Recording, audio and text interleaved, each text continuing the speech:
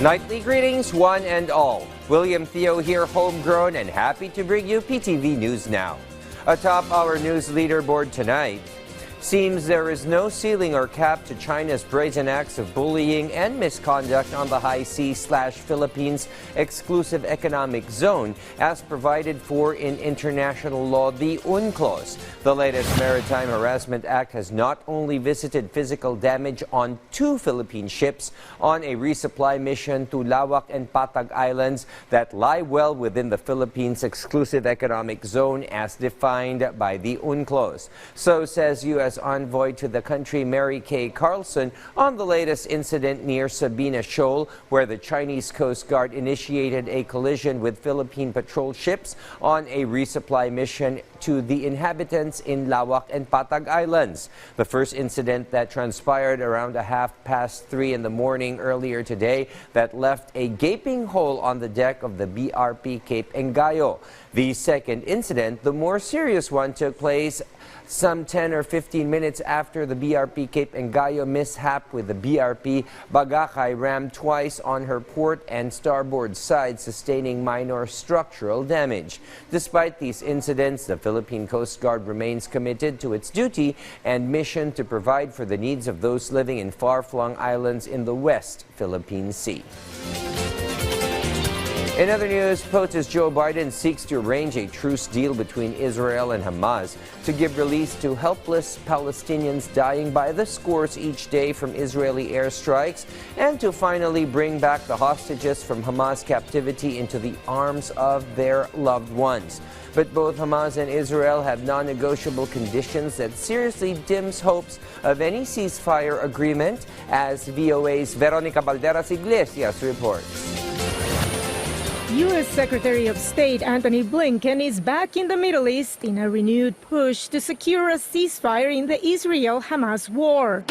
The end of hostilities would be carried out in 3 phases, explains national security professor at the University of New Haven, Howard Stauffer. The first phase would be the withdrawal of Israeli troops from key areas in Gaza, the cessation of hostilities, and then there would be an exchange of some of the hostages, the living hostages, women, elderly, and wounded, and there would be some designated Palestinian prisoners who would be returned to Hamas. The implementation could prove tricky, Stauffer notes. There may be differences of opinion about who may be released, and the withdrawal process, even from Gaza, is complicated, because Netanyahu, the Prime Minister of Israel, has said that they want a restriction on armed individuals in southern Gaza from going into northern Gaza. Blinken's visit comes amid heightened tensions. Iran could still avenge the assassination of Hamas leader Ismail Haniyeh last month in Tehran. Successful peace talks could calm the mood. Then there's a very strong likelihood that Hezbollah on its own, or Iran and Hezbollah, will carry out their retaliatory strikes against Israel. If they do that, there will be a much greater widening of the war in the entire region. The end of the hostilities would ensure the distribution of humanitarian aid in Gaza and allow for mass vaccinations against the rising threat of polio. The Palestinian health minister confirmed the first case Saturday. Some Palestinian mothers worry. We need a vaccine for it. We need medicine. We need proper sanitation. We want you to save us before it's too late. Or how long are we supposed to wait? Should we wait until we watch our children die and become paralyzed and then become helpless to do anything for them? In Israel, relatives of the hostages held by Hamas express cautious optimism about the prospects of a ceasefire and the release of their loved ones. We learned from past experience that not to build the expectation too much, because then if it doesn't complete to a deal, the disappointment is so huge, and you go down so far that it's very hard to rise up again.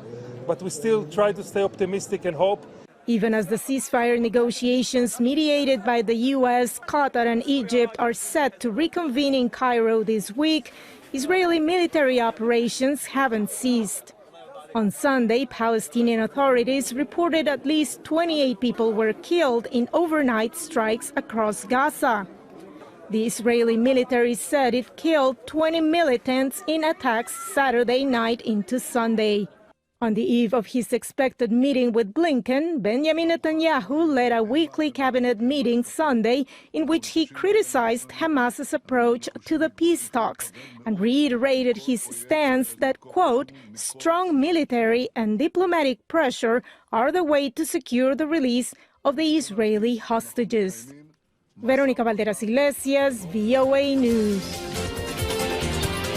At this point, let's turn to my colleague in PTV's Baguio City studios for the latest brewing in the Cordilleras. Audrey? In Pag-arabi, Pilipinas, napadayawan ti Office of the Civil Defense Cordillera nga overall best regional office kadagiti amin nga OCD regional offices iti Pilipinas kagidan ti 70th anniversary ti OCD.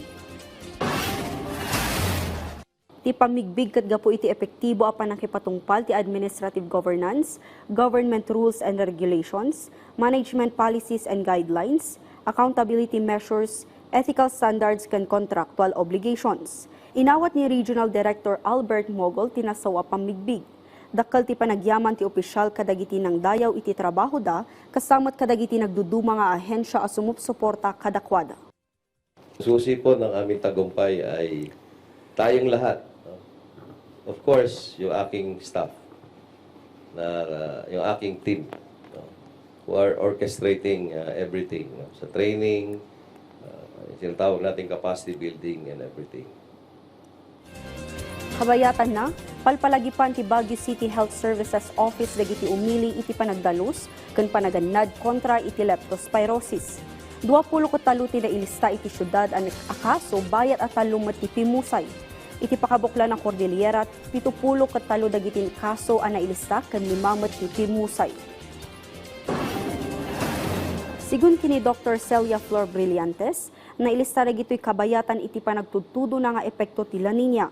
Naobserbaran ti panagbabati kaso ita abulan, posible aga po iti sana kanayon a panagbayakabak ti tudo tunggal malam.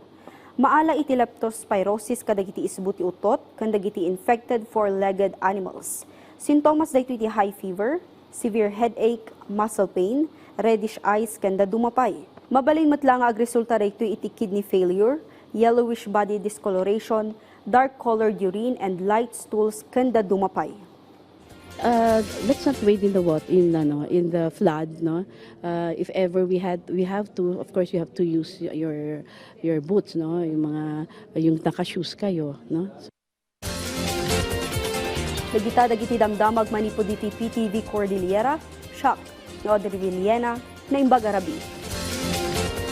Many thanks, Audrey, and that's a wrap for tonight. Feel free to join us anew tomorrow for the afternoon and evening edition of PTV News Now. For stories you can rely on. William Theo wishing you a restful night ahead, and thank you for watching PTV News Now.